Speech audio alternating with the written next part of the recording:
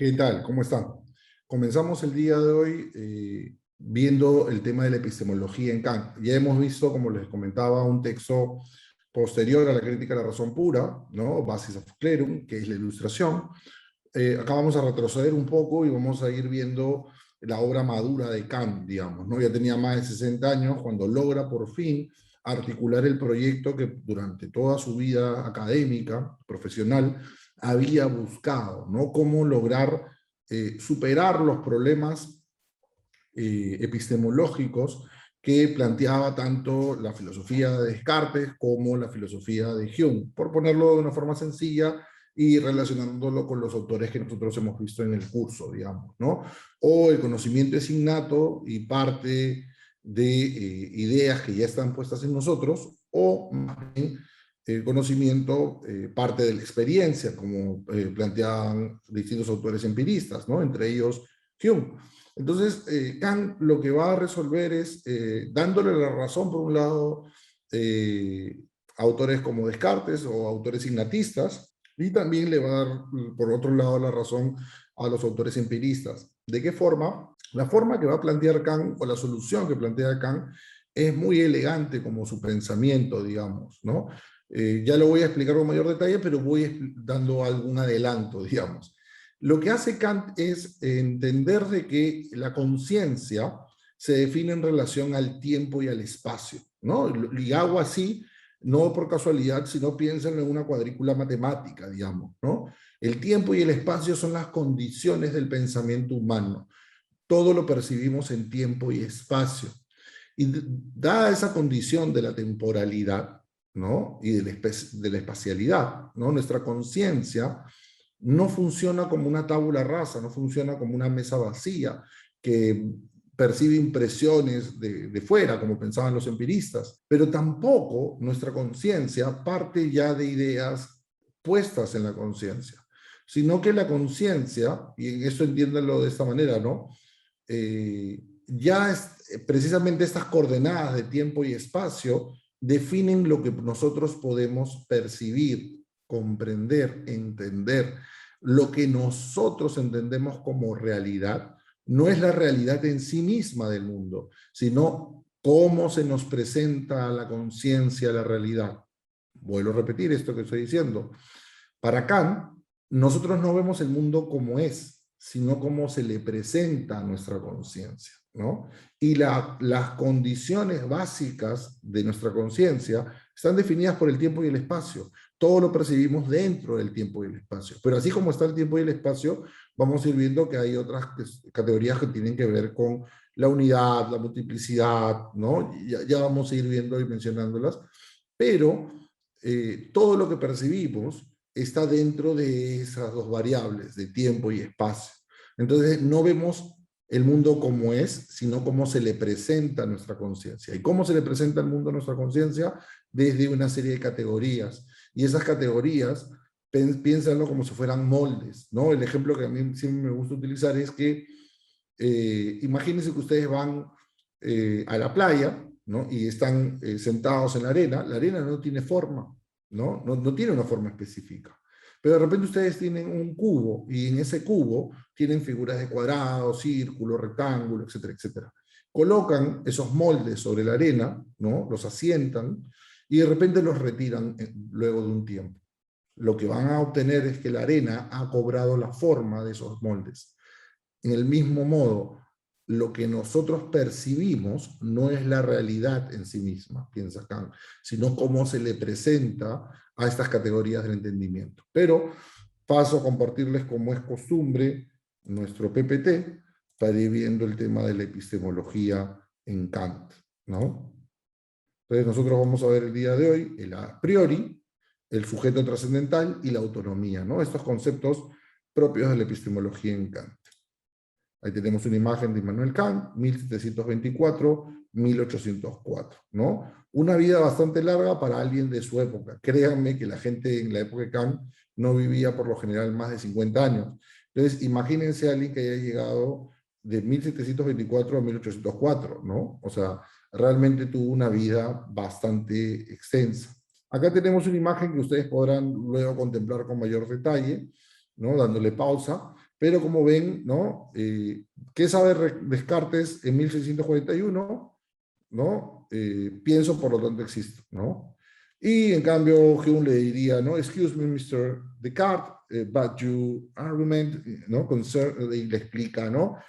O sea, los errores que tiene el argumento de Descartes, porque como hemos dicho, para un empirista el conocimiento parte de la experiencia. En cambio, ¿no? Kant, que es un ilustrado, que ha leído un montón de autores y ha revisado el problema de una forma, de distintas maneras, va a aclararle a estos dos caballeros en qué tienen la razón y en qué están equivocados, ¿no? Entonces pueden luego mirar esa simpática viñeta que explica la crítica en Kant, ¿no? Entonces la epistemología en Kant se define a partir de asumir la realidad de la razón, se fundamenta en el conocimiento puro a priori, el cual es un hecho tanto de la razón pura como de la razón práctica. Cuando se dice que es un hecho, no se asume este factum como algo empírico, ¿no? Como es 8:30 de la noche, no ese es un hecho, ¿no? No es un hecho en ese sentido, sino es un factum de la razón. O sea, ¿qué cosa quiere decir un factum de la razón? Que no puede ser de otra forma, ¿no? Precisamente lo a priori tiene que ver con la condición de la forma en que se constituye el conocimiento humano. Precisamente lo a priori tiene que ver con estas categorías del entendimiento, tiempo y espacio. Eso es algo ya dado, o sea, no se puede discutir, cuestionar, sino que se tiene que asumir que es así. Entonces, cuando se dice que es un hecho, no se asume este factum como algo empírico, que puede ser demostrado, sino como algo que el análisis permite encontrar. Y por lo tanto no se ha deducido ni ha requerido ser demostrado, ¿no? Lo a priori implicaría asumir que el tiempo y el espacio son las condiciones del entendimiento humano, ¿no? Ahora bien, de lo verdaderamente a priori no tenemos experiencia, porque cuando hablamos de experiencia, como veremos, hablamos de un dato empírico en la intuición empírica. Entonces, lo a priori no es propiamente una experiencia, es lo que habilita, lo que permite, sin lo cual no tendríamos la posibilidad de ninguna experiencia. Precisamente, nuevamente, las coordenadas de tiempo y espacio, todo lo percibimos en tiempo y espacio. Si no tuviéramos esas categorías, no habría nada que pudiéramos comprender, entender, percibir. Por ello, lo a priori siempre es anterior a la experiencia, no porque la provoque o la cause, pero sí porque la justifica, la autoriza, o sea, la permite. Gracias a que tenemos estas categorías en nosotros, podemos percibir, comprender la realidad. Cito acá la revolución copernicana, ¿no? Que es un punto importante dentro de este segundo prólogo de la crítica de la razón pura, ¿no? Kant se identifica con Copérnico, y se identifica con Copérnico porque Kant considera de que así como Copérnico cambia su punto de enfoque, ¿no? Ya no es colocar a la Tierra en el centro, sino al Sol, y que los planetas giran alrededor del Sol, ¿no? Y este es un giro copernicano, el cambio de punto de foco, de centro. Kant va a hacer lo mismo, ¿no? Ya no es partir de la pregunta cómo es la realidad, sino cómo se me representa la realidad. Si se dan cuenta, se cambia de foco. El foco ya no es la realidad en sí misma. ¿Cómo sea la realidad en sí misma? Kant piensa que uno ya no lo sabe. Lo que puedo saber es qué puedo conocer. Y esto, por favor, subrayenlo, porque es lo importante, ¿no? El término crítica en Kant no significa no me gusta el color de tu pelo, no me gusta este café, no me gusta tal serie o película, ¿no? Crítica en Kant es alcances y límites de la razón. ¿Qué puede conocer la razón, la subjetividad humana? ¿Hasta dónde puede llegar a conocer? Alcances y límites. Entonces, si se dan cuenta, la pregunta ha cambiado. Vuelvo a repetir, ya no es cómo es el mundo, sino qué puedo conocer del mundo. Ese es el giro copernicano. Y esto, por favor, apúntenlo, subrayenlo, porque es importante tenerlo en cuenta. Entonces, para conocer las capacidades de la conciencia humana que hacen posible la experiencia, Kant propone en la crítica, ¿no? La crítica de la razón pura, una completa revolución en el método de la metafísica. Debemos cambiar nuestro modo de pensar para poder definir con precisión la extensión y límites de nuestro conocimiento. Ensáyese por eso una vez, si acaso no avanzamos mejor, en los asuntos de la metafísica, si suponemos que los objetos deben regirse por nuestro conocimiento. Ocurre aquí lo mismo que con los primeros pensamientos de Copérnico, quien al no poder adelantar bien con la explicación de los movimientos celestes, cuando suponía que todas las estrellas giraban en torno del espectador, ensayó si no tendría mejor resultado si hiciera girar al espectador y si dejara en cambio en reposo las estrellas. La revolución del modo de pensamiento es prometedora. Si la intuición debe regirse por la naturaleza de los objetos, no entiendo cómo se podría saber a priori algo sobre ella. Pero si el objeto, como objeto de los sentidos, se rige por la naturaleza de nuestra facultad de intuición, entonces puedo muy bien representarme esa posibilidad. Deberíamos entonces preguntarnos, ¿por qué afirmamos que lo a priori justifica o autoriza la experiencia? Esta pregunta es relevante, pues nos permite distinguir a su vez qué es el conocimiento, ¿no? Y como hemos explicado, lo a priori justifica o autoriza la experiencia porque sin lo a priori no habría experiencia posible. Es gracias a las categorías del entendimiento humano, tiempo y espacio, unidad, multiplicidad y entre otras, que nos es posible captar la realidad, percibir la realidad. Entonces nosotros no vemos el mundo como es, sino como se nos presenta, ¿no? A nuestra conciencia.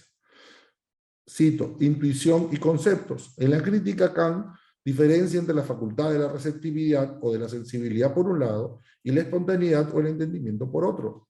Las dos formas de nuestra intuición sensible son espacio y tiempo, ¿ven?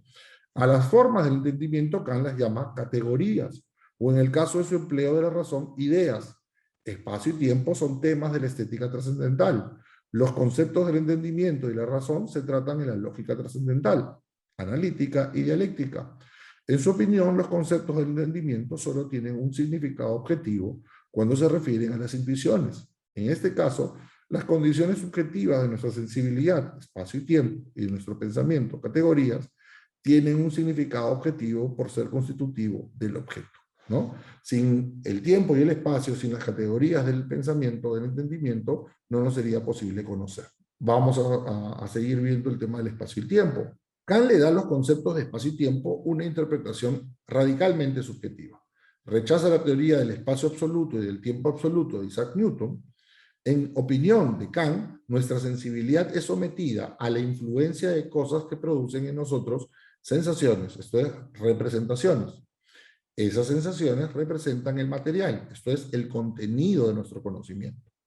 Pero estas cosas que tienen una influencia en nosotros no poseen ellas mismas características espaciales ni temporales.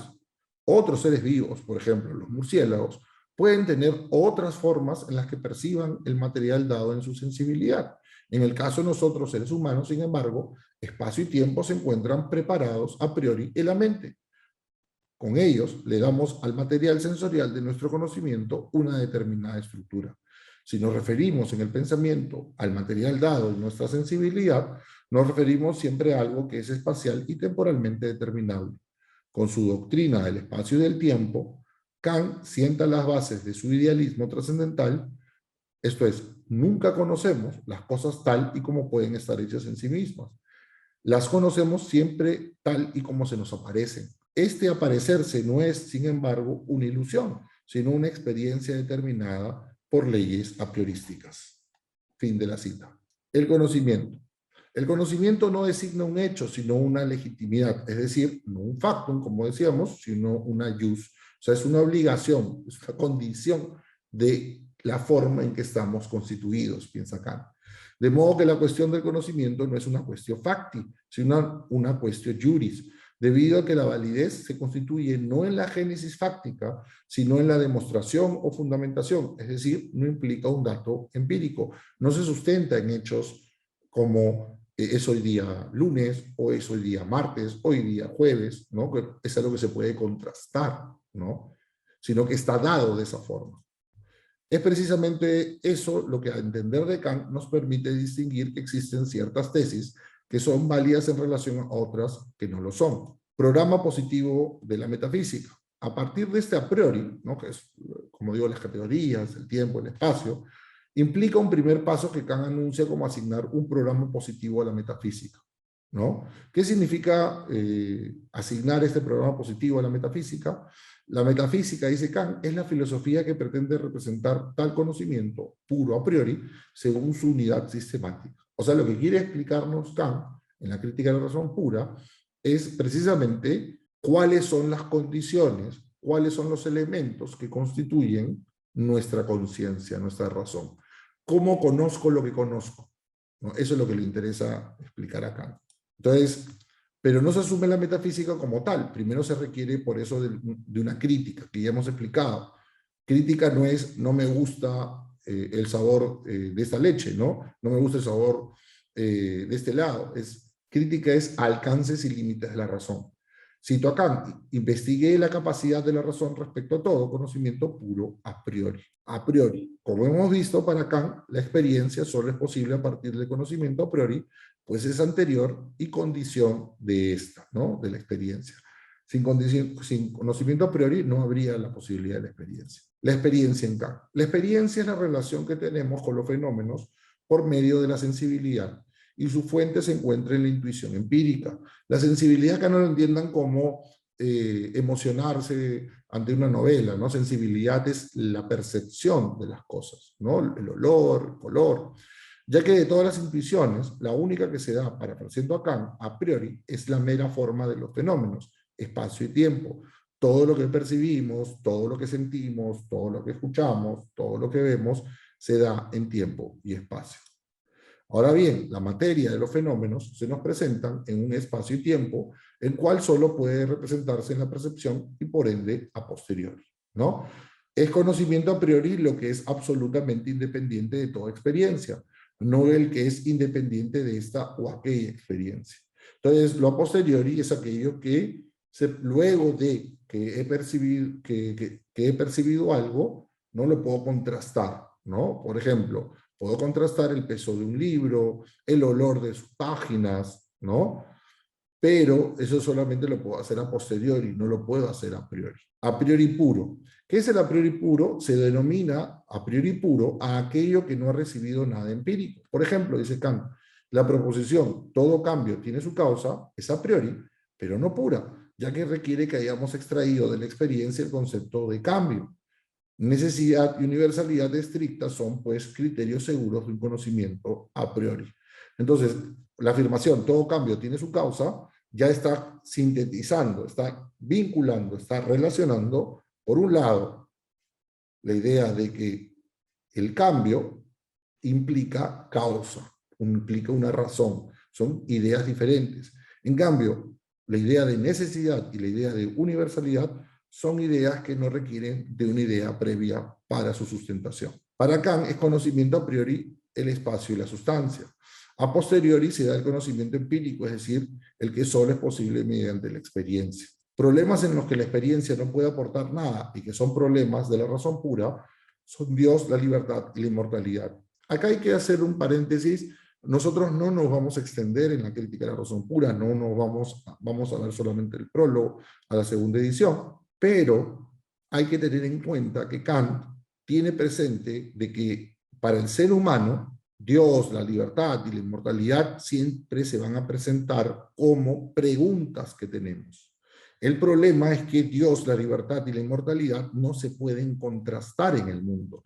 No puedo ir a investigar. Yo les decía, por ejemplo, ¿no? El color de las páginas de un libro o el olor de las páginas de un libro lo puedo contrastar. Puedo ir a verlo.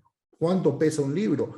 Puedo ir y pesarlo, pero no puedo yo, por la experiencia, conocer a Dios o la libertad o la inmortalidad, ¿no? Entonces, son preguntas que las tengo, pero que no las puedo resolver. Y esto, para Kant, es importante distinguir, ¿no? Un término que ya habíamos presentado con el amigo, con el buen David, ¿no? Con David Hume. Acuérdense que a Rousseau le gustaba llamar a Hume el buen David, ¿no? Por eso usamos esa expresión. Para Kant, son antinomias de la razón, ¿no? Esta es una frase que ya habíamos visto, recuerden, con Hume. ¿Qué es una antinomia de la razón? Un sinsentido. Entonces yo tengo, por la crítica, que reconocer que tengo la idea de Dios, tengo la idea de la libertad, tengo la idea de la inmortalidad, me pregunto por ello, pero no tengo cómo contrastarlo, no tengo cómo demostrarlo, no tengo cómo mostrar si es verdadero o falso. Entonces, tengo que dejar de preguntarme por aquello que no puedo responder. Evitar las antinomias de la razón es evitar caer en estas trampas de tratar de fundamentar, explicar cosas que no puedo hacer, ¿no? Y con esto cierro este paréntesis para entender que eso es algo que va a él seguir trabajando en la crítica de la razón pura, pero que nosotros no vamos a ver, pero que es importante que ustedes sepan porque es lo que guía a Kant, digamos, ¿no? Estas preguntas, acuérdense, él es un ilustrado, ¿no? ¿Existe Dios? ¿No existe Dios? ¿Los seres humanos somos libres? ¿Somos inmortales? ¿No? La inmortalidad entiéndanlo como si tenemos un alma o no tenemos alma, ¿no?